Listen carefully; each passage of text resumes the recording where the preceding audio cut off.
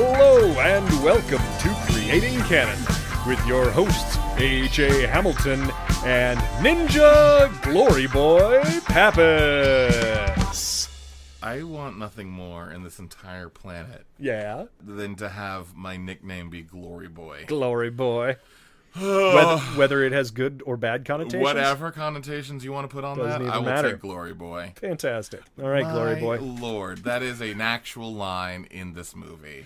My lord, this whole movie. Yeah.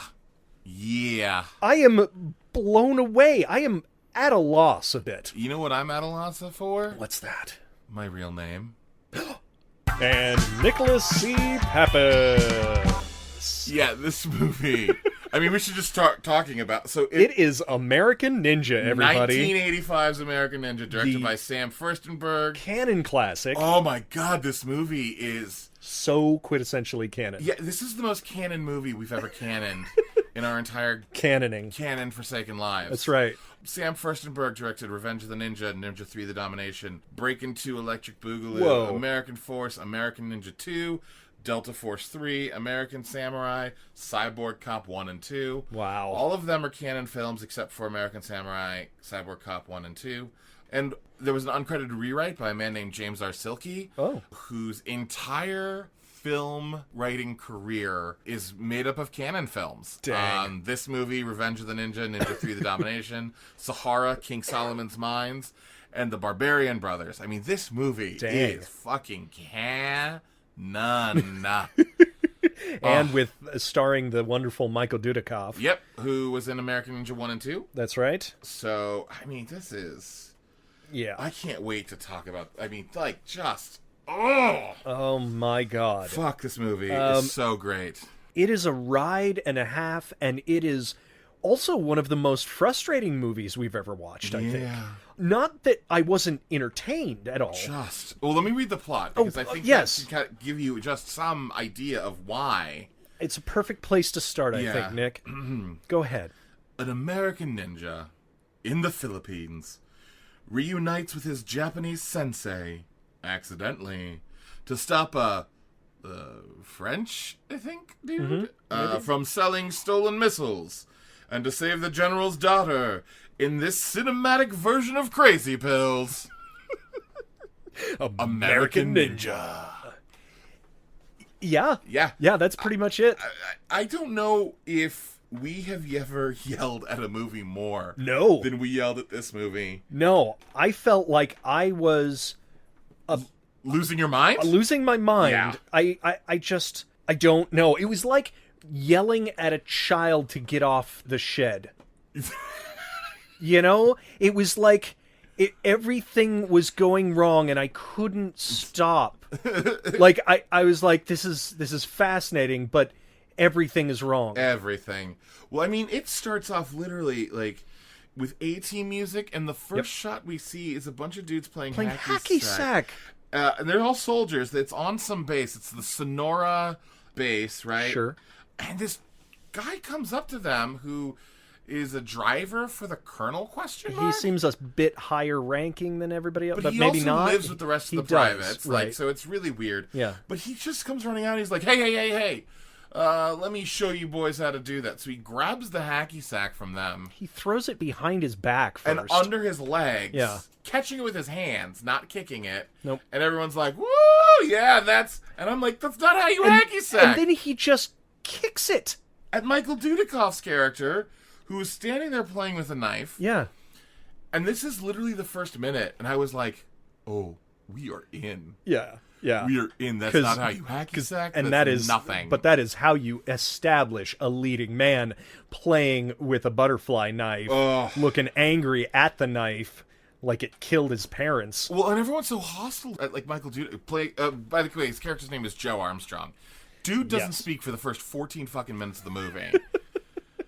And he's just sitting there playing with a knife, and they're like screaming like and taunting him, and there's so much hostility. And I honestly have no clue why. The anger towards Michael Dudikoff in the first half of this film, maybe the first quarter of this film, is as if he is a transfer student in a very mean high school. Yes. You know, But the first thing he did was he lined up everyone's dog and shot it. Yes. Like, they hate him. They hate him so much. So much. It's like he's the poor kid at a prep school. I don't know why that one broke me. That's exactly what it's That's like. what it is. Because Hey! Oh, what'd you do, stinky kid? You wore the same clothes. Oh, you're in Nikes. You're not in Adidas. don't you have any khakis? Come on, get out of here, kid. Oh, you my have God. khakis, but they're Dockers. Who wears Loser. Dockers anymore? Oh, God. And it's indiscriminate. Anything that he does, even if from our perspective, it seems like he did the right thing, it's I mean, we should just talk. So, like, for whatever reason, like, the general's daughter is being driven as part of a convoy. A convoy with it just seems like they're nailing two birds with one stone. Well, yeah, because there is no... They're taking her somewhere? And they're also taking a bunch of weapons Yeah, somewhere. right. There is no reason that she is a part of this convoy. They're not trying to protect her or anything. The general's daughter, by the way, Patricia Hickok, played by Judy Aronson, who was in Weird Science, Friday the 13th, the final chapter. Also, Kiss Kiss Bang Bang. Oh, Kiss Kiss Bang Bang. Yeah, I mean, that's so, awesome. like, her career is still, at least kind of like somewhere. Sure, I love that movie. Yeah. Who doesn't? Mm-hmm. But yeah, so for no reason, she's part of this convoy, and then Yeah. like a bunch of Filipino men with guns. Yeah, Jump out. they stop it. They block it with construction equipment, Yeah. and they're actually, I would say, to give the terrorists some credit, Are they terrorists? well, they must work for the dude who's stealing all this That's stuff. true, I guess. So I don't know what you want to refer to them as, Yeah, no, terrorists you're right, you're or right. criminals, whatever. Yeah, no, you're right. Blanket criminals. No, you got it. But they are, I would say, efficient. They Yeah. they don't try to kill anybody at first. They open the doors, they tell them get out. They are forceful, Yeah. but professionals. But the only one who notices out of like a convoy of like 10 trucks yeah, that notices that something might be fishy about this is the professional. is Joe Armstrong, Michael Dudikoff. That's right. We're just going to call him the Duder. Actually, we probably won't call him the Duder. I'll probably forget that in 10 seconds. Deuteronomy. Deuteronomy. That's right. All right, Deuteronomy. Yep. Dudikoff. Hey, what does the surfing doctor say to the man at the physical? What? Dude, cough. That was fascinating to watch you build that joke. You know what? That was amazing. It was fascinating in my own brain. Yeah. I started it and I thought to myself, abandon ship. Abandon ship. You've already started it. You know Finish. we can edit these, right? Finish the joke. Finish it. Proud of you for pushing through. Don't do it. Don't do it. This is really dumb. Don't commit. If you don't commit, everyone will laugh. Listen, at let's call him Lebowski and be done with it. Yep. Okay, so Lebowski is the only one who notices. Yeah. And in the weirdest moment in the entire movie, one of the Filipino guys swings his gun at Dudikoff's head. Yeah.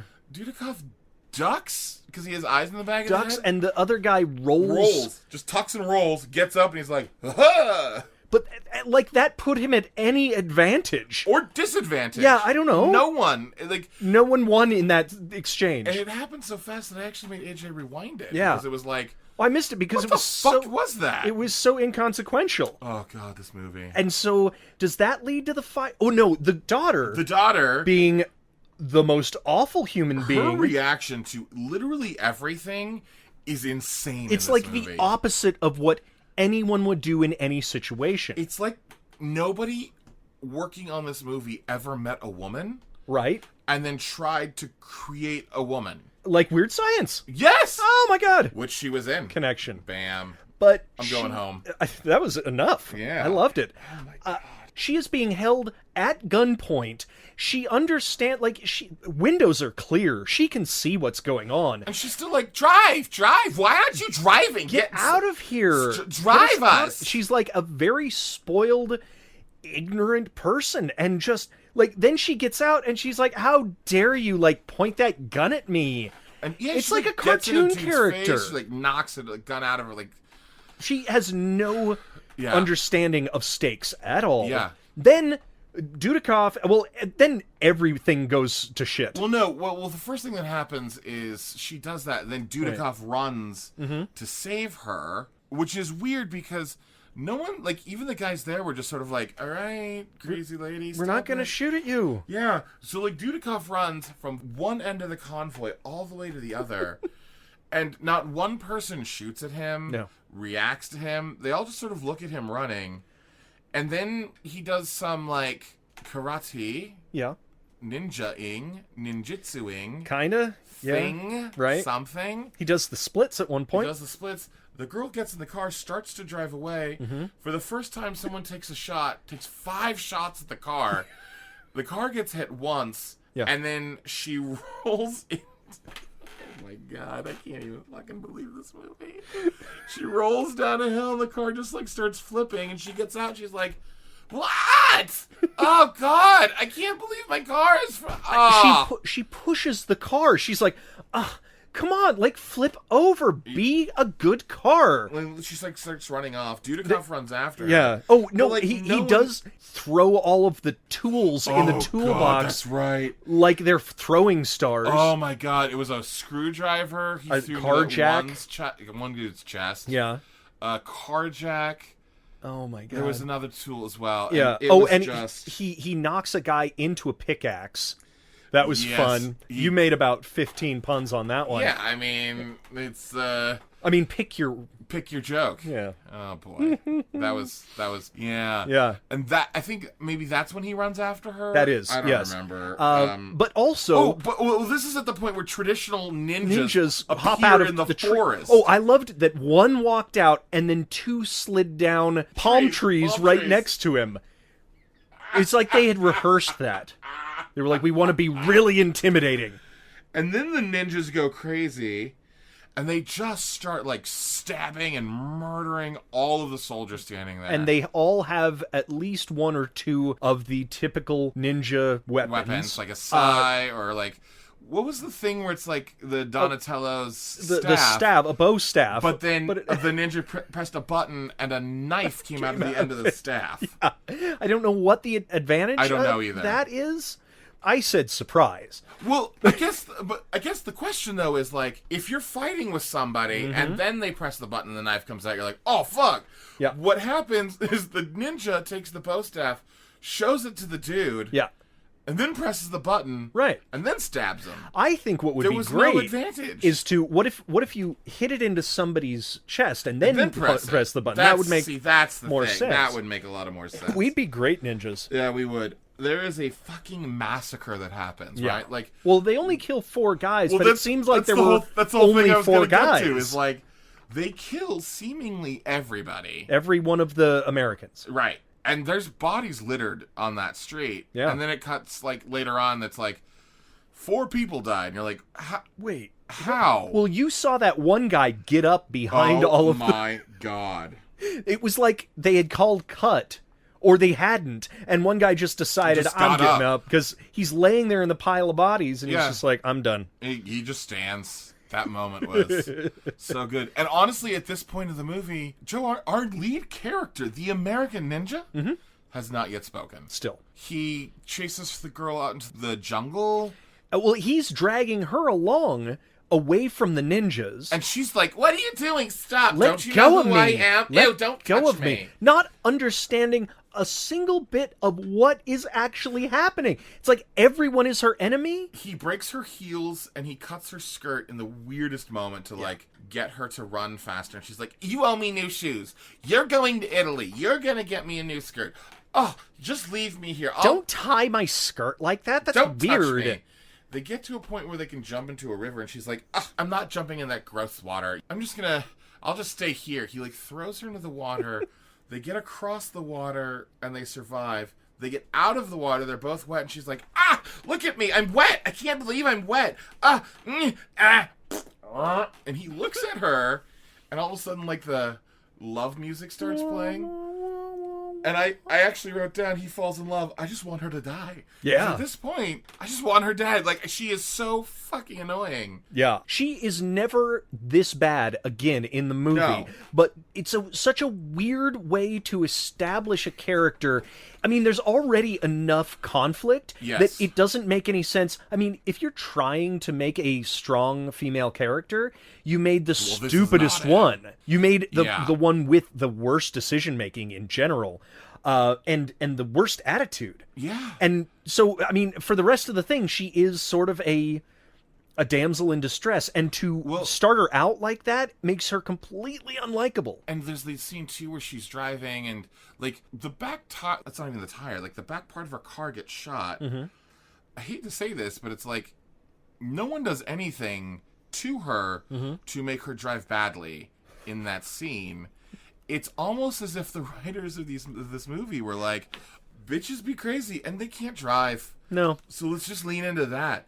It feels so misogynistic. It is. And in like conjunction with 2019 America, yeah, it is extra insane. Yeah. But I would argue too, in 1985, yes, this felt a little insane. Anytime this would have been insane. That's true. Yeah. But I mean, I just her in general, like, yeah, it's nuts. I almost thought that she was sort of improving, but she had also never taken an improv class, so she was saying no, but rather than yes and. It was so weird. Yeah, but they fall in love with each other inexplicably, and they also have to. This was the greatest scene because they're like, "Oh, let's take our clothes off so they can drive faster." They physically show them taking their clothes off, and by the end of that 2-minute scene, they're like, "All right, let's get dressed and go." Yeah. What? Well, he actually says, "Your clothes are almost dry," and then he goes ahead and he wrings out her shirt. Yeah. What? I don't know. Oh, God. I don't know. So, I mean, that's... My dad would kill you if he saw us together like this. And it was just like her head poking out of the jungle. Boink. Yeah, God. They looked like Adam and Eve, essentially. Yeah. At this point, we cut to Sergeant Ronaldo, played by John LaMotta. John LaMotta being the next-door neighbor in Alf, Mr. What was it? Chekbonic? Sure. He was in Vampire in Brooklyn, but he was also in Breaking 2, Ninja 3, and Revenge of the Ninja. Oh, wow. And the 1986 version of Running Scared. But he's talking to the Colonel, played by... Look, this sounds like some sort of dirty joke or slur. Gooch Kook? Goochcock? It's Guich. Gooch. Koock. Who plays William Hickok. Who is the top brass. And his daughter is the one who was in the car. Yeah. He was in Picasso Trigger, which is an Andy Sedaris film. Oh. And Piranha, the original Piranha. Aha. So there's that. Nice. And Ronaldo, the surgeon, is like, "Oh, you should have seen this guy. He was crazy. Such a jerk. Such a He's jerk. a live wire. He's a live wire. He's the reason everyone died. Also, this is the third time we've been hit this month." Which... Also, in retrospect, doesn't make any sense. I was just going to say that. Yes. I just had that moment of... Because later in the movie, Spoilers. we find out that the person doing all the hitting on these trucks, stealing the trucks... is Victor Ortega. Victor Ortega, played by Don Stewart from Rover Dangerfield and Carnival Magic. Which, I don't know if you've watched the newest seasons of Mystery Science Theater 3000, but Carnival Magic was the one about the talking monkey. Oh, God, yes. And he was Markov, the one who owned the monkey. And not to be confused with Going Bananas. Not to be confused with another our talking monkey movie. Yes, that's right. But yeah, and Black Star Ninja, played by Tadashi Yamashita from Gymkata and Rising Sun. But what we find out is that everyone's working together. Everyone's working together. Like so the scene where the sergeant and the colonel are talking to each other alone about, "I can't believe this is the third time we've been hit this month." Makes no sense. It makes absolutely no sense because there are two reveals. There is one reveal where we find out Ronaldo is working with Ortega. Yep. And then later on, we find out that the father, the general or whoever he is, corporal, colonel, he's in on it too. And it's like, well, then if you had written this script and you had gone over it one more time, you would have included maybe one other character in that situation, or something. You would have gone back and figured out, does this all line up with the Sixth Sense kind of rewatchability where it's like, oh my God, now. AJ, I'm going to Yeah. I need to tell you something. What? And in order to do this, I'm going to actually pull the mic closer to me. Yes? What up? AJ, this is a canon film. Yeah? What is that? They do not reread their scripts. Oh, they don't even reread them? No, it's first drafts only, Okay. baby. Gotcha. First drafts only. That makes a lot of sense. Yeah, now. I'm pushing the mic away. Okay, bye. In that scene too, we also find out the Sergeant Ronaldo goes, "We have his file." Oh, the exposition file? Exposition Holy file where he shit, goes, man. "We have Armstrong's file. Date of birth, unknown. Parentage, unknown. Next of kin, unknown. Last Everything name. about him is unknown. He has total amnesia." And I was like, that's not the way the army works. You have to have a date of birth. And then we find out that he has been given the option of either going to jail. He was given the option Yes. by the judge saying, "Do you want to go to jail or do you want to serve in the military?" So he serves you in the military. crazy motherfucker. Oh my god! And which is a thing that used to actually happen. It did. In this time. Like, I think it was actually older than this. I don't think it happened in the 80s. I think it was more of like Maybe 50s, 60s, 70s kind of a thing. Sure. But also, and I'm just going to spoil it now because come to find out, there's this old Japanese man who has been living in this In Ortega's compound. yes, forever. Because he says, "I discovered him in the jungle." When I bought this place. He was a Japanese man who didn't know the war was over? Right. Is what he the claims. World War II, apparently. So at this point, that's 43 years ago. Yep. And it turns out, this is so insane, it turns out that Dudikoff's character as a child Was raised by him. was raised by him until the age of like 12 Maybe. or 6 or it was like it 6 was or 12 not- or 8 or 10, something Who knows? young. Yes. There was an explosion. The American child was taken from the Philippines, brought to America where he went through foster systems, and he had more last names than we'll ever know. Joins the army and then gets stationed back in the Philippines right next to the old Japanese man that took care of him. Because unless he was transferred to the Philippines and then Ortega started and then Ortega found the That still Japanese man. wouldn't quite make No, sense. none of this makes sense, Nick. None of it makes sense. Like if he was in like if he joined the Philippines army, like the Filipino army, Yeah. and that's why he was still in the Philippines. Right. That makes sense. If he lived in the Philippines and then was told by a Filipino judge to go into the American army, that would make sense. No, because he would be No. shipped to America. No, I know. No, what I'm saying is like if the Philippines army was Yes. like the judge was like, "Hey, I know we don't know where you're from because, you know, date of birth unknown. You're white, so we're going to assume you're American," which is literally what they did. Yeah. Which is also amazing too because when you start thinking about it, it's a kid with amnesia. Yep. Who taught that little white boy English? Well, the Japanese soldier? fellow seemed to know a little bit of English. You mean the Japanese fellow who has been there since the war ended? We don't know if that's the truth, though. That is true. We don't know if you've got me. he lied to. You've got me Yeah. on that one. I will. And I you got me there. actually have a theory about where the kid came from. I think he was an illegitimate child of Franco Nero's character in Enter the Ninja. Right? Franco Nero's like, "I know I'm Italian, but I speak like this in this movie, and So- I'm gonna go ahead and send this kid off to the Philippines." Yes. Yes. That's exactly how it happened. That's, you know what? I love your theory. And then we have Ninja School.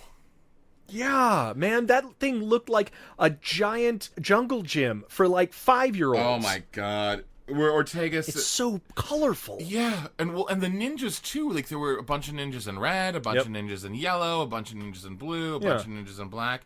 I honestly cannot fathom where a yellow or red ninja Would come in would handy. come in handy. The desert? No. I don't know. Not the sun? these colors. On the sun? On the sun, maybe. That's about the only. But then any color would be fine because you'd be blinded by the Yeah. sun. You might also burn up. It depends on how good that ninja suit is. How good of a ninja you are. Yeah, exactly. At the ninja magic. Oh my god, the sun can't even see you. You're such a good ninja. This goes off the goddamn rails in the end, but Wait, it's already off the rails. Oh, it is. Yeah. Oh my god. So it sounds, I just want to put out there, Yeah. I loved this movie. Every second of it was pure fucking magic and gold. We only checked the time once, and I think it was because it was going so quickly. Well, I was just confused as to, I was like, wait, when is the plot gonna start? Right. Because they beat up on him, and they are angry at him for so long of the plot. Where Wait, I want to go back to the ninja school, because Okay. right after ninja school is Yeah, when they start beating That's up fair. on him. But yeah, there's like the ninja school thing going on, and it's weird because there's an army there with a bunch of dudes with guns. Yes. And then the two guys Ortega is selling the missiles to Yep. show up. Mm-hmm. And he's like, this is my private army of ninjas. And the Black Star Ninja, who's named Black Star Ninja because he's got a black star on his face. Like a little teardrop. There's like one black star for every man he's killed. One man he's killed. He's only killed one man. Just one. Well, he's got to get the rest of the tattoos. Like, they don't just appear. Oh, dipshit. Fair. He's got another list. But then the Black Star Ninja, like, Ortega's like, Black Star Ninja, show us your powers. Yep. And he goes ahead and he kills like 4 of the ninjas in Ninja Kills School. them. He snaps the last guy's neck. Yes. And it's like, wait, why did you spend so much time training these guys then? Yeah. I thought it was going to be like, oh, look at all of these guys, how good they are. No, it's going to be one guy. Why are we training the rest of them? Yeah. Who the hell knows? And also, too, like, if that is your leader and your leader is like, hey, I want to put on a show for everyone. Come around. Let me kill some of you. I don't think I'm trusting that guy. No. Ever. No. So, okay, at this point, we do go back to the army Joe base. Armstrong at the army base. Yes, and Mr. Action Jackson, Curtis Jackson. Yes. He Curtis Jackson. Yes. Who, for those of you playing at home, that is the real name of the rapper 50 Cent. That's true. Yep. Curtis Jackson, played by Steve James from The Warriors, To Live and Die in L.A., and I'm gonna get you, sucker. That's right. And he reminds me of Combat Carl from Toy Story. I could see that. He also sort of reminds me of, like, the lowest rent Carl Weathers I've ever seen. Yeah. Like, there's even the scene where Dudikoff and Jackson do, like, the hand thing, like there is in Predator. Yes. Except neither of them have muscles, really. So it's nowhere near as badass as Schwarzenegger and Carl Weathers. Yeah, he's pretty ripped. He's just not, like, Schwarzenegger ripped. You're right. Yeah, Curtis Jackson's. I'm sorry. Yeah. Steve James is ripped. Yeah. Dudikoff looks like He's a tiny man. Yes. Yeah. They actually cast him because he looked like James Dean. Yep. And he so- didn't speak. He didn't talk much, and he had a chip on his shoulder. And That's right. Malcolm Golan was like, "Get me the Dudikoff kid." That's an actual line. Yeah, it's an actual line. And apparently, he auditioned 2,000 actors. That's insane. 2,000? And they ended That up seems- with Dudikoff. That seems like a huge waste of time. Yeah. Yeah. Do me a favor. Can you stand there for 14 minutes and not say a word? Mm-hmm. I don't know. Anyone? You turn to the left. Anyone? Turn to the right. Bueller? How about Dudikoff? Dudikoff? Lebowski? Oh, All right. boy. But yeah, so there's this weird thing where Jackson just keeps getting in Dudikoff's face, being like, "Ugh, what? You got four guys died. They're some of my friends. So right now I'm gonna beat you up because we killed some of my friends. Gonna hurt you so bad. I'm gonna show you. Oh man, what glory boys like you, huh? Glory boy? What are you, a glory boy? Yeah. Come on, glory boys like you get glory boyed, huh? 9 of these guys around here are gonna glory boy all over you, glory boy. And it's like it's an entire army base activity to come all around to come around Glory Boy, to encircle Glory Boy, and to encircle Glory Boy. Yeah, it's even getting it's more worse. Circle jerk. Yeah. Michael Bukkake in Glory Boy.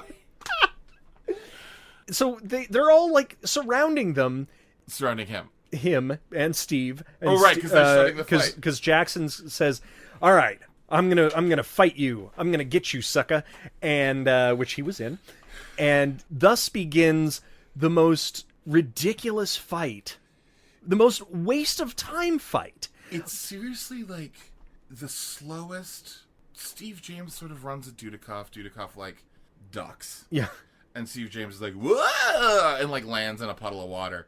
It all takes place between two palm trees. Two very tiny palm trees. That are probably no taller than 1.5 feet tall. Honestly, the choice for locations of fights in this is perfect? the most mind-bogglingly perfect. Yeah, that's what I was going to say. They're very odd backdrops. Yeah. And so the rest of the thing is Steve James doesn't even throw a punch, I'm pretty sure. Land a punch. Land he a punch. Throws some stuff. He kind of does, but every single thing is like he is moving in slow motion. Yeah. And the rest of it is Dudikoff just sort of doing okay at being a ninja to him. Yes. But doing a lot of stuff that seemed like judo. You know, it just seemed like tipping him over or grabbing him and then flipping him in one way or another. Yeah. And then at one point, he even puts a bucket on his head and gives Jackson a stick. A stick. It's like a broken broomstick? Without the broom, I mean. Like just a big stick. Yeah. And he points to his head like, go ahead and hit me. And then he pulls some ninja shit and flips him over, puts him on the ground, and he puts the broomstick near his face. Right. And then slowly raises the bucket. Yep. Because Do you think that's where Buckethead, who the guy in England who runs for Prime Minister all the time, with a bucket on his head, got the idea? You didn't know that he was a huge fan of this? Yeah. This is probably his favorite movie. Yeah. I've hung out with him before. He says, I love American Ninja. He's British. I love American Ninja. I love it. I do. I want to be the first British ninja. It'll never happen. No, not for blokes like me. No. No, I'm just gonna keep this bucket on my head. Shame. That's why I wear this bucket too, is I have a lot of shame. I have a lot of shame that I'll never be a ninja. That's right. And that was called British Ninja. Wait, one more. Okay, go ahead. It's for shame because I can't bring me nunchucks out in public. Oh, that's for true. That's for true. Oh. And that is our pilot for British Ninja. That's right. Oh my God. So and at this point with the bucket, you think, oh man, he's just like got good instincts or something like that. I'm pretty sure now that with this, and we keep mentioning ninja magic, but I think he could see through the bucket. Well, because later on, Shinyuki, who is his mentor slash daddy boy, is like, use ninja magic. And he's like, okay. And then in a fight, Shinyuki disappears. He makes some finger things. Disappears, literally just disappears, and then reappears in front of a knife and dies. Saving Dudikoff's life. If you were magic, rather than disappear and reappear in front of the knife, why don't you reappear and catch the knife, or reappear and kill the bad guy? Or if you're magic, make the knife disappear and the bad guy's head explode. Or always be invisible and just kill a bunch of people. Oh my God. I don't get it. This movie is perfect. I mean, the rest of the movie plays out pretty standardly because there's betrayals. There are. Wait, hold on, no. Go ahead. Wait, there's nothing standard about this movie in any way. It's pretty standard, man. It's pretty standard. There's the scene where by the way, no. First, we have to do the thing about where after Jackson. Oh, Jackson, they're best friends now. Well, yeah, he gets into a fight. He's like, and literally a minute ago, he's like, "You killed 4 of my best friends." Now he stands. He's like, "Hey, everybody, this guy's pretty cool. Cool." He's like, "Hey, you want to make $1 million with me? I can help you make $1 million." It's like the T-Birds were hazing somebody. Seriously. And they were like, "Oh, come on in. You know, you're not too bad. Let's take those glasses off. You're not a nerd anymore." Like, what? And then there's that amazing moment where Dudikoff is in trouble because fuck if I know. Sure. And he has to empty the garbage cans. Yeah. And there's a truck driving from garbage can to garbage can, and Dudikoff is emptying each garbage can. And Jackson comes up. Jackson's walking with him, and literally the truck. It stops like every 6 feet. There's a garbage can. Sure. And he literally empties like 7 garbage cans on screen. And there's one every 6 feet, and I was like, how many fucking trash cans are on this goddamn base? They installed more to punish him more. Oh my god. Yes, exactly. And I think this is when Charlie when comes up. Yeah, Charlie Madison. Charlie who's Madison, the driver. Yes, from the earlier part of the movie. Yeah, he looks like a cross between Paul Reiser and Nick Swardson. Right. But he's got that like Nick Swardson voice. That's thing right. That he's got going on. And he does this whole thing. He's like, Jackson, I need you to cover for me as I got a date. I got this girl. She's out at this place, this country club, and can you cover for me and tell her that I'll be there in 5 minutes? And the amazing part is, Curtis is like, no, I won't.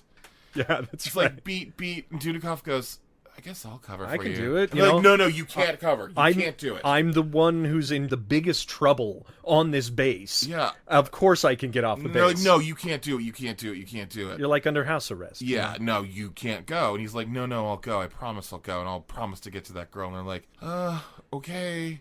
How are you going to get there? Use this motorcycle.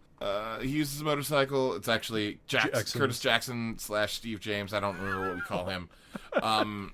Low rent Carl Weathers. Sure. It's Barl Beathers. It's Barl Beathers' motorcycle. He hops the fence and Barl Beathers is like, oh my god, no. By the way, he would have crushed that bike. That bike would have been pieces. Dead. So he shows up to give this note to the girl.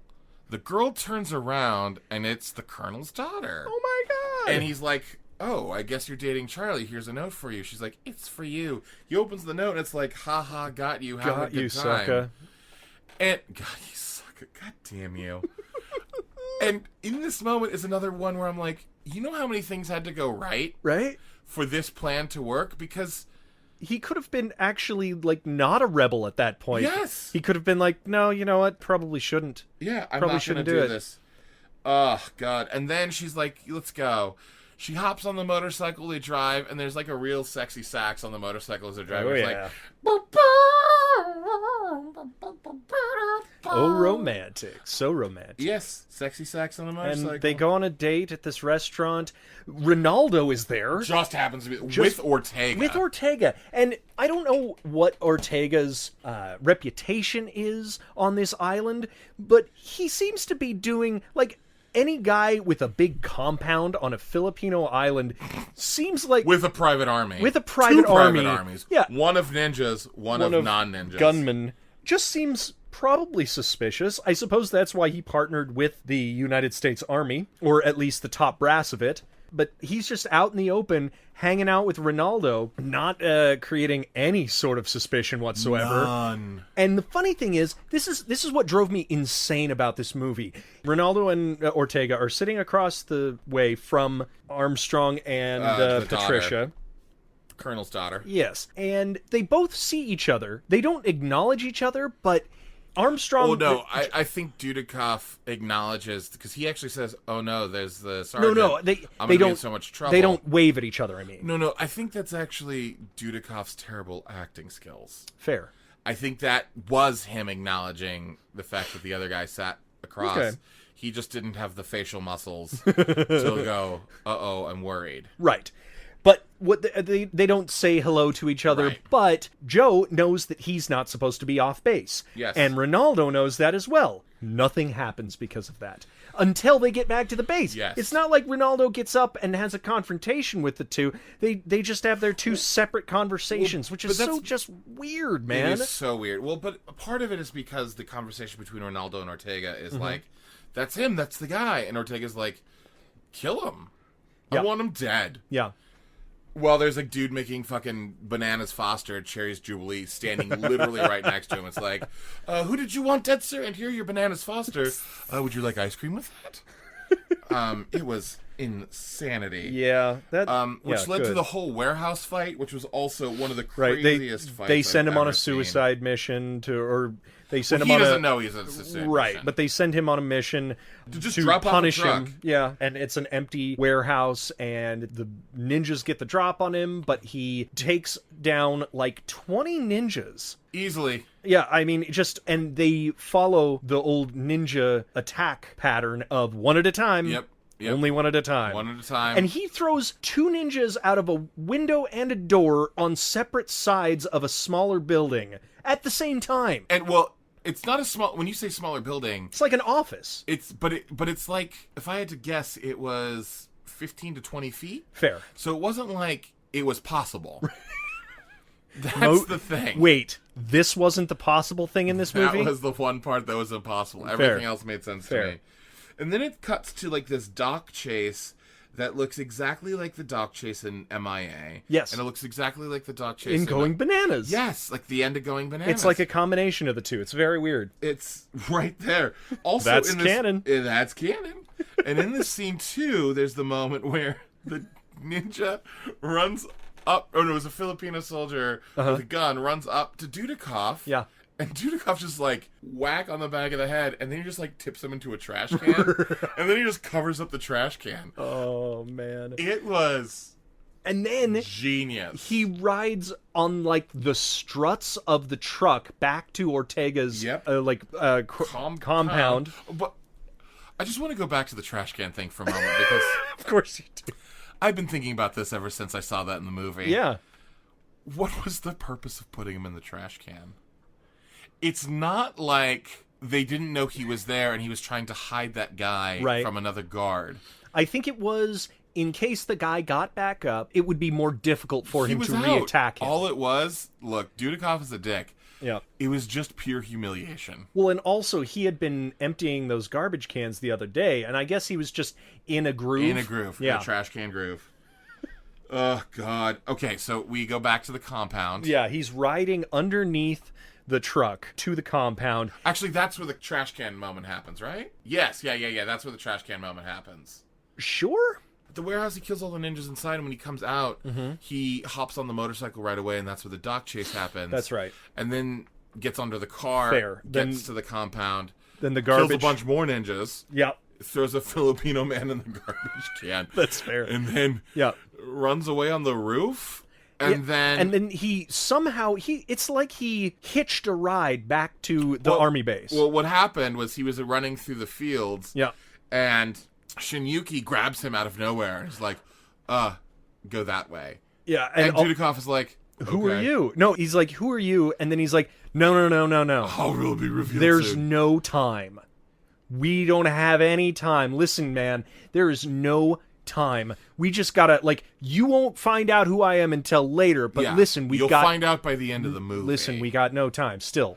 Hey, time is running out. Yeah, so... And Dudikoff is definitely pulling a Patricia Hickok from the earlier part of the movie, where he's not grasping the fact that people are coming to fucking murder him in the woods, and he has to run. Get out of here. Well, that was actually weird when Shinyuki broke Dudikoff's high heels and cut his skirt open.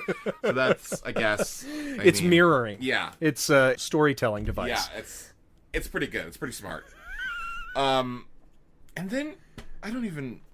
Where does this go from here? Oh, he gets back to the base, and and once he's on the base, he's immediately put in the brig. In the brig, right. And that's when Starman... Black Star Ninja. Black Star Ninja, who doesn't get a name. He never gets a name. He's Black Star Ninja.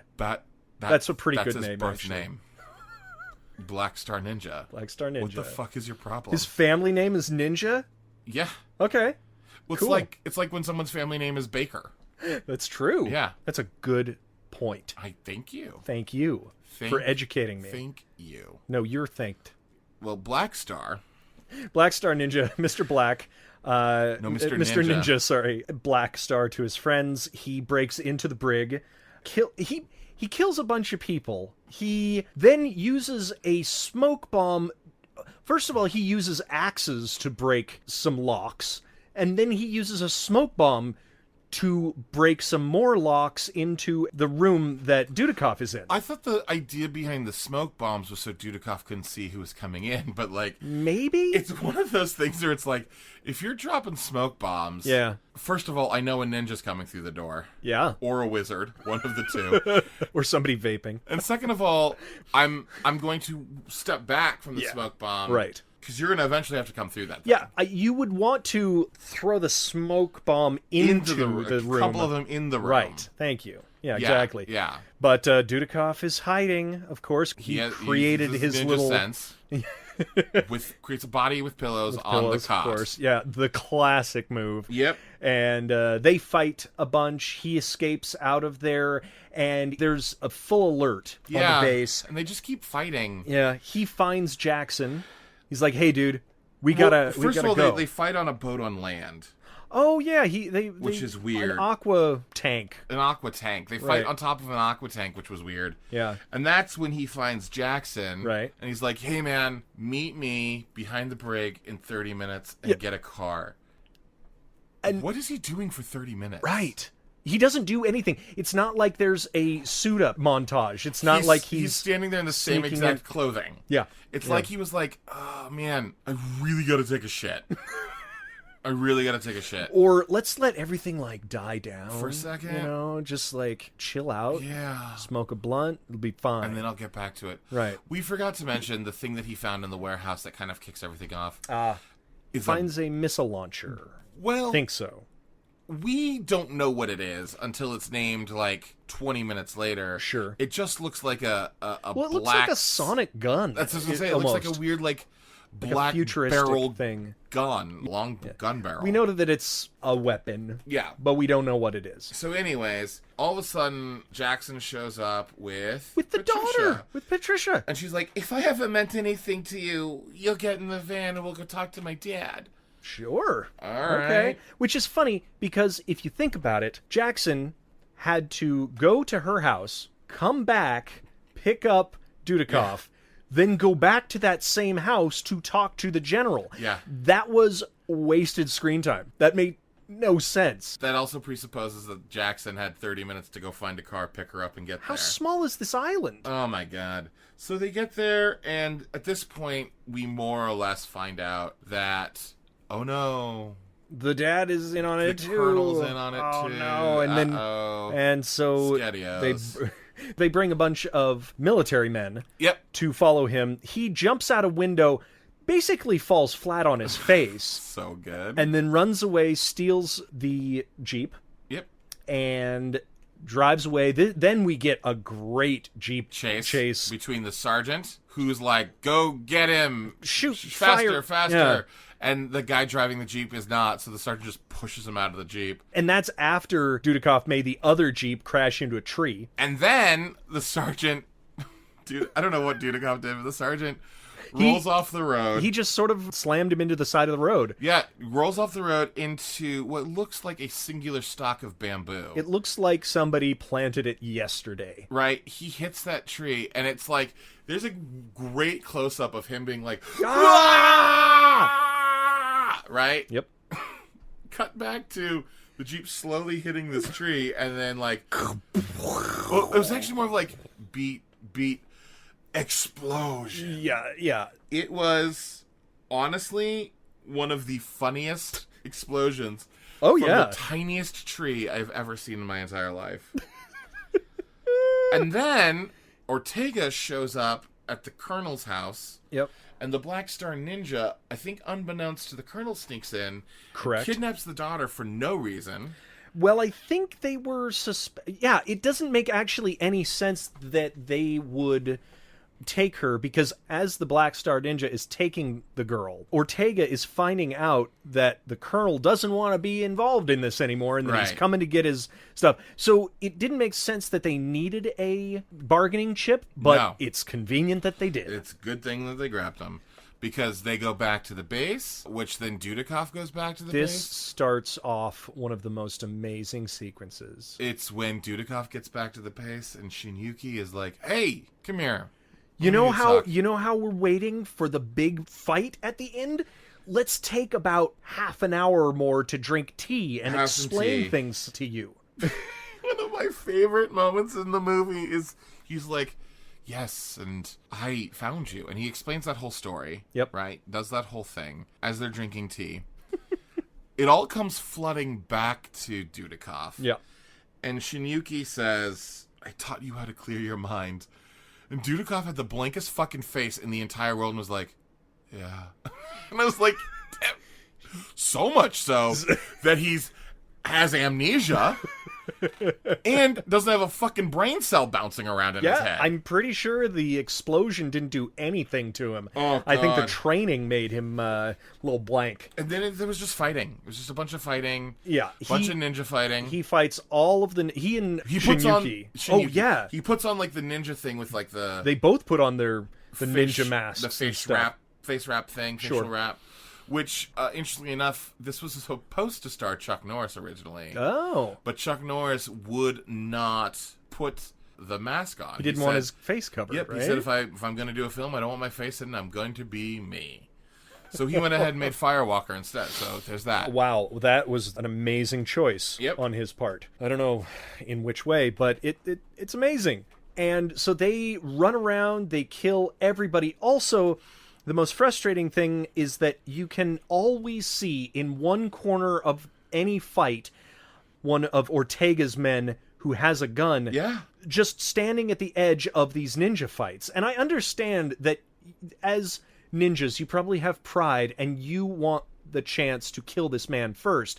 But guess what? You are criminals who don't even follow the ninja code. No. So why not just all the ninjas lay down, will use a machine gun? It's like... This goes back to no one uses guns. I'm pretty sure that they had the budget for guns, but they didn't have the budget for blanks. That could be. Or squibs. Or squibs, yeah. Because I could be wrong. I think the only time that things explode are on the side of the car. And then when she's driving it at the very beginning. The only person who's actually hit by a bullet comes later, and that is when Ortega shoots the colonel. Oh, that's right. In the stomach. Yes. But before we even get there, we got to talk about when Shinyuki turns invisible. Yeah. I mean, we talked about that already, but that was insane. It's at the very end of the big, it's two of them versus all ninjas. Yep. And by the end of it, it's Black Star Ninja and them two, and Shinyuki disappears, reappears. Oh no, Daddy, you've died. And now it's the two of them. Well, of ninjas. Of because ninjas, yes. The Americans show up. Yep. And we've got fucking... Jackson. Use his proper fucking name. Action Jackson. Barrel Beathers. Barrel Beathers. Fucking Barrel Beathers comes rolling up. He has an obsession with attacking people. Wait, no. Before that, Barrel Beathers is on the back of the Jeep with a Gatling gun. Gatling gun, thing, coming in looking like Jesse the Body Ventura from fucking Predator, being like shooting the fuck out of everything. That's right. Like a low rent Rambo, right? And then he starts hand fighting people. Not with, I mean, he still has guns. Yeah, and I don't understand. I mean, those were some guns. Yeah, he's got some guns. But he keeps punching people and then goes for their groin. He grabs at least 3 dudes' dicks. I think so. And squeezes. Because they make the silly face of oh no, that was my dick you just grabbed. You just crunched it. I mean, he's going back to those glory boys. Boom! I quit the podcast. Calling it back. Yeah, that's probably best. I'm putting my headphones back on. Sure. You don't need me to put them back on for you? No. But did you hear them hit the table? Oh, I did. It was like dropping a mic, but I appreciate you not dropping the actual mic. Yeah, no, that would have been ridiculous. Thank you. And at that point... The subsequent ninja fight is bananas because they are using every...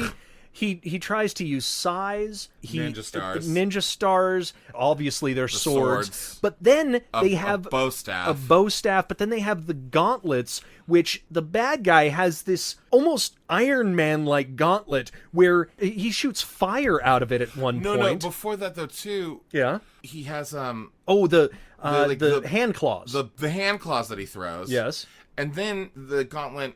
Maybe we're thinking the same thing, but there's one moment where he shoots bullets out of it. Oh, that was the next thing. Is he has. Was it fire than bullets? There was fire from his wrist. From his wrist. All right, yeah. Bullets from on top of his hand. Yeah. Just like a 5 bullets. Yeah, loaded in a separate chambers. It looked like it, and then this is my absolute favorite thing a ninja has ever done on screen AJ, in I've never my seen you life. Scream or heard you scream so loud as this moment. Because where you started screaming, If you have fuck you. If you have Fuck you. If you have this at your disposal, I don't know why this is not the first thing that you go to. He has a laser. He shoots a laser. A ninja laser. A ninja laser and explodes a potted plant. That's what they did with it. And that was the only time he used it. Only time they used it. I actually have... Future ninjas. Then they start fighting in water? Yes. Somehow? And Dudikoff kills Black Star Ninja? Yeah, and all this time... I actually don't even remember how he kills Black Star Ninja. I think he stabs him in the stomach. Yeah, it's so I'm pretty boring. sure it's very boring. Because at the same time... I mean, you can't go from lasers to non-lasers. Right? What are we using? These... Ting, ting. Oh, God. That's boring. That's right. During this time... Hickok, before he's shot in the stomach, is trying to negotiate with Ortega, who has taken Patricia hostage. Right. And he's backing up, he's getting on the plane. The helicopter. Get to the chopper. Hey, oh my God, how many Predator references are we making in this? Around.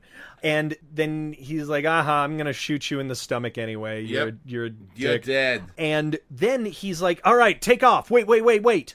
I want to see how this ninja fight happens. And I don't know if he was waiting for Black Star, because maybe that's his bodyguard. Maybe he's like, okay, if he wins, then we get out of here and it's going to be good. You know, he and I are going to go off to another little... Exactly. Shit. He's holding the girl hostage still, but that's to keep the other military people at bay, I'm sure. He's there for like 7 minutes. But he just stands there. He's like, oh, wait. They're still fighting. Don't take off. Finally... Well, he knows that... Yeah. Listen, I understand what happened. Mm-hmm. Ortega knows Black Star Ninja has a laser. And he wants to see the laser in action. He loves it when he shoots it up into the sky and, like, plays Led Zeppelin and makes those laser shows. It's super neat. Have you ever seen that? Oh, fuck.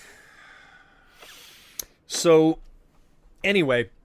American Ninja kills Black Star Ninja Man, and then jumps onto the helicopter, and then he crawls around it a bunch. And Ortega climbs out onto like the feet, the wing, the feet on the ground, pontoon or whatever they are on like the helicopter, and the girl's just watching. Strut. The woman's just watching. Patricia's just walking. All Patricia has to do is like lightly push, and the dude falls. She's not tied up. Yes, she's just watching as he's trying to shoot Dudikoff. Mm-hmm. Dudikoff is like kicking in his general direction.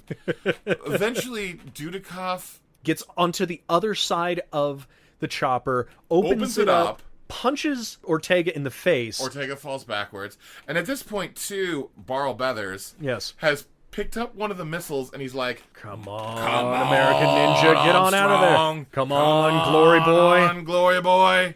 Also, I just want to give props to the amazing helicopter pilot, who is the chillest dude in the world. In the entire fight, he's just like... shooting, and he's just sitting there, he's like, are you ready to go? Should we get out of here? I imagine what's happened. I imagine what's happened is they got a helicopter An actual pilot. Helicopter pilot. He's not an actor. Well, they were like, we don't have enough to pay you to act. We just have enough to pay you to helicopter pilot. And he's like, okay, well, but then that's all you're getting. I'm just going to sit here, man. Yeah. I'm not going to be worried or anxious or anything like that. I might just have a cigarette. Yeah, that works. Fuck. And so they haven't killed Ortega. Ortega's just sitting there with a punched face. He's like, and Dudikoff, the Duderino, grabs Patricia and jumps from the helicopter. They're like, is he jumping into the water? They're on the coast, maybe? Luckily, the helicopter has just flown over the top of the compound. Perfect. And what I don't understand is why it's only like 5 feet above the compound at this point, because they've been in the air conservatively for 4 minutes. Fighting. Yeah. And the helicopter pilot should just be flying wherever the fuck they're flying to. Yeah. Get out of there. So he jumps down onto the compound, and almost immediately, Barl Beathers shoots that missile. It's still, in all conceivability, it's right above them. And it explodes. Yeah. But somehow, in that 3 seconds, the helicopter has moved from the top of the compound to, like, way fucking far away. A mile away. And then, fucking American Ninja holds Patricia Yep. walks her. He won't let her sit down. No, of course he not. won't let or her walk by herself. Yeah. He carries her To the edge of the building, looks down. Barrel Brothers is standing there, and he goes like, "Hey," and he chucks her down to the ground. And Barrel Brothers catches her. And at that point, he jumps down. They sort of look at each other. I don't even remember they fucking kiss. No, he doesn't jump down. It ends with that's him right, he just looks standing proudly as American Ninja on a roof. And then all of a sudden we cut to this huge fucking far shot of the compound and all the dead bodies. And credits. Yep. Speaking of dead bodies, body count in this is 114. Holy shit. AKA American Fighter, American Warrior. Oh. We were that close to American Ninja Warrior. When I was Googling this, that's all that came up for like the first page. The tagline is, "The Orient created the world's deadliest art. Now there's an American master." Which, it could have easily been, "The Orient created the world's deadliest art. Now there's a white guy doing cultural appropriation." Because basically, that's what it is. The other tagline is, "The deadliest art of the Orient is now in the hands of an American." Which is the deadliest hands of all. The budget was $1 million, which I have to be honest. They got impressive. A lot on the screen for $1 million. Yeah, and it's not. You know what it is? It doesn't look poorly made. It really there's nothing that's like, oh my god. There's no moment that you roll your eyes at the effect. Yeah. Especially for 1985, but there's never like, oh my god, that looked horrible. Or even the fighting was pretty good. The fighting was okay. I mean, he wasn't the best. Well, he didn't know martial arts. But by the end of the movie, do you know he was a black belt? That's insane. Right? And I almost don't buy that. I almost don't believe it either. I feel like that was like a promotion that they did to be like, hey, look, even white guys can do it. The movie made $10.5 million on a $1 million budget, which is pretty great. Which is probably why they spawned 4 sequels. Yeah, profitable. As you were saying about the fighting. Yeah. Well, first of all, where its budget did not go was in script development. Clearly. And then the other thing too, when it comes to fighting. Yeah. And I hate to say this, but especially of like 80s movies. Mm-hmm. I think ninja fighting is very boring. Depending on how you do it. I thought it was boring in this. I think it's kind of boring in... Well, it's a lot of grappling. Revenge of the Ninja. It's a lot of grappling. It's a lot of, like, holding a position or, like, countering very close. It's it's like, I'm holding this, and someone comes up and it's like, flip. Yep. And that person, and it's like, now someone comes up and flip. Yeah. But it's like Dudikoff, and like, it's the same thing that Chuck Norris does, and it's the same thing that Franco Nero kind of... Yeah. Big quotations marks about Franco Nero, because that wasn't actually him doing that either. Wasn't his voice, nor was it his fighting. But in all of them, it's just very... I think the problem that I have is they do that thing where it's like, Chuck Norris is so powerful, all he had to do was flip somebody, and they're out. Done. And it's like, I don't or just that. Like a chop to the back of the head. Yeah, and I'm like, I don't buy that. No. So that's, I think, what I find boring about I it. agree. There's not a lot of, like, continuing action. And obviously we'll watch the rest of these, and we'll watch all the ninja films, and heck yeah. we'll watch everything Chuck Norris does.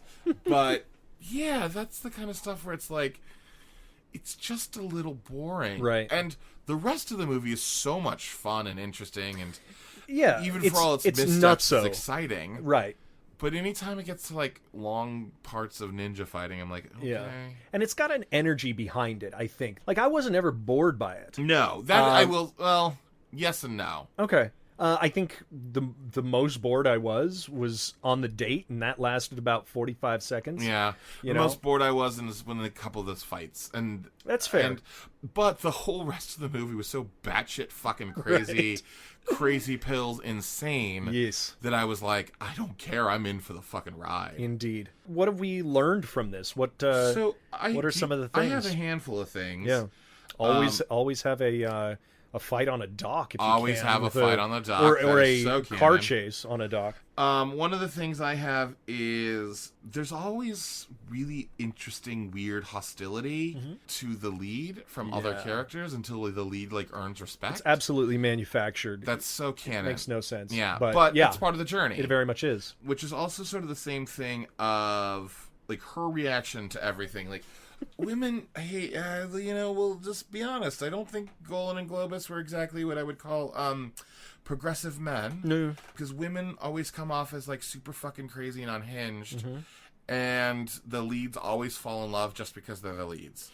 It's the same thing with missing in action. That is absolutely not limited to canon, but it is very canon. You're right. It is canon. Like, you have to have that. Yeah. Traditional ninjas just appearing in a fucking jungle. The ninja school thing, I feel like I saw similar things in... yes. In other canon movies. Yeah. Enter the Ninja, they had a bit of a school. The sax on the motorcycle feels so canon. That whole warehouse fight felt very canon. Yeah. And then the dock chase. Yes. Feels very canon. I mean, honestly, we are, 40-something episodes into this thing, and I feel like this is, hands down, the most canon film we have ever watched. Yeah. I mean, all it was missing was Bronson and Norris. Well, and boobs, the two surprisingly. Actually, yeah, you're right. No boobs. There were no boobs in this, so take your kids if you don't mind them seeing a bunch of dead people. Yeah. That doesn't matter. We're Americans. Yeah, so exactly. We're cool with dead people That's as long right. as there's no nipples. Please, limit it. Yeah, although there's some dick grabbing. That is. From the Glory Boys. But luckily it was implied. It wasn't on screen, thank goodness. Yeah. Could you... That is the new Decorum. Go-Go Boys. That's like the Go-Go Boys of the porn industry, of the Glory Boys. The Glow Boys. This was a Glory Boys Years movie. We should mention that. What did you think? I mean, I think you know what I think. This was... I would watch this again, actually. I would too. I would even... Yeah, I would recommend it. It's not... It's clearly 80s. It's clearly canon. It's, like you say, batshit insane, but it's a fine ride, and it's a ton of what it promises. It's exactly what it promises, in fact. You're right. It is exactly what... It never promises anything else. It hits all the points. I called that Ronaldo was a bad guy from the very opening scene. One of the things that was so amazing is, like, in that opening scene, the second you saw Ronaldo, you were like, that's a bad guy. And then the second you saw... There was a black character who was a truck driver, and you're like, he's going to become friends with that truck driver. You were right about Ronaldo. Yep. And I said he was going to fall in love with the girl, but that was obvious because guy, the leads. You were right about the Ronaldo, you were right about the girl. And the truck driver was not Jackson, but you were right in that of all the people he becomes friends with on the island is the only black guy. Yeah, right. Yeah. Other than the truck driver who died. Yes. So you were kind of like 3 for 3 on your calls there. Well, listen, the more we watch these canon movies, the more formulaic it's going to get, or the more we're going to be able to very precisely pick out these turns, I think. Is that a good thing or a bad thing? I like to be an expert in something by the end of my life, and you know what? It seems films? like that's what it's that's on where its we're going? way to. Yeah. You know what? I'm happy with it. Absolutely. God damn, I agree with you. I would watch this again and again and again. Yeah. This is definitely one of those movies where if you're having like a bunch of people over and you're like, let's just throw something on. Yep. You go, hey. Have you seen American Ninja? Have you seen American Ninja? Hey, Nick. Yeah, AJ, what is it? Have you seen American Ninja? Are you talking about the movie with Michael Dudikoff? Yeah, that's right. Oh my god. Should we watch it right now? Oh my god, he's such a glory boy. Oh my god. Oh my god. Let's do it. Let's watch American Ninja with Michael Dudikoff, because it is so good. All right, warning. If you turn this up a bunch, we're going to get back to our normal voices now. All right, here we go. Yeah.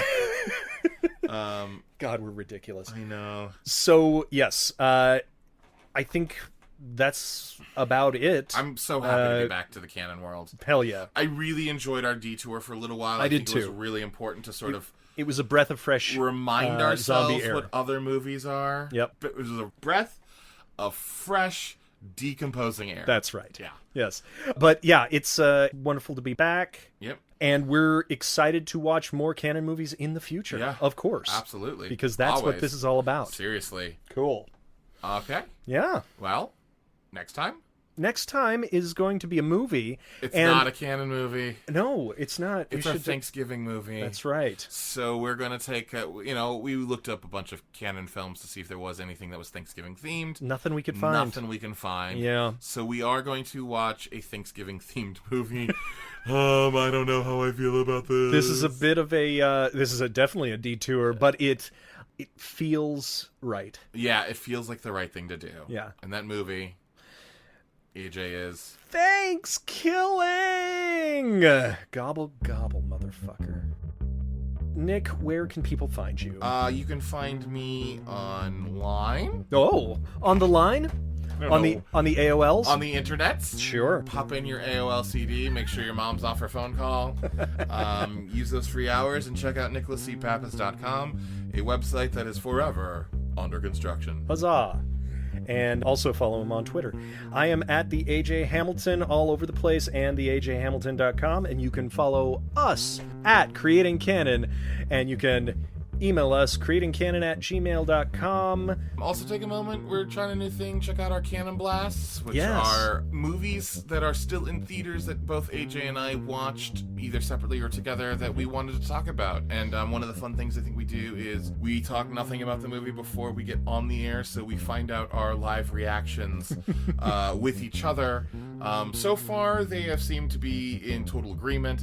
One of these days, I'm sure we're going to find something where I'm going to be like, AJ, you're clearly an idiot. And I will say, Nick, what is wrong with you? Hey, maybe. Yep. So check those out. All right. Yeah, those will be semi-weekly, semi-monthly. We don't. They'll pop up. It up. only comes up when there's something we're excited But about. keep your eye out.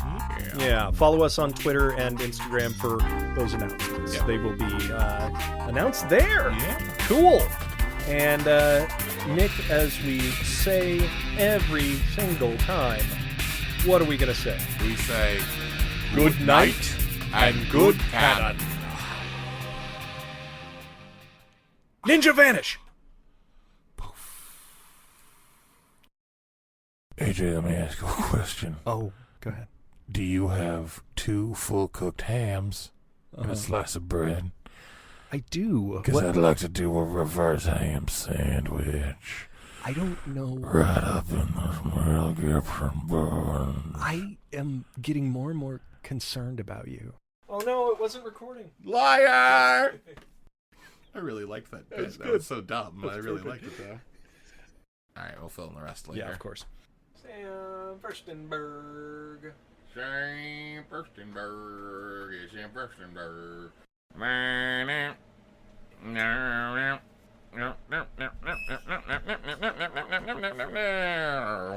Idiot. Moron. I mean, I just don't know how you talk about something so good. So, this movie? Yes, it's American Ninja. What are books? Well, what I meant was because there's like Now, where do books come from? Storks? I'm gonna kill you to the American. I'm shut down. Yes, It's over. I'm done. No. Oh my Oh God. no. Runs up. You take the odds. You're odd. Whatever. I don't give a shit. No, you're odd. That's what I'm saying. I don't get it. You're a weirdo. Whatever. I do what I want. It's a motherfucking canon movie, motherfucker. You should know by now. That's a wrap.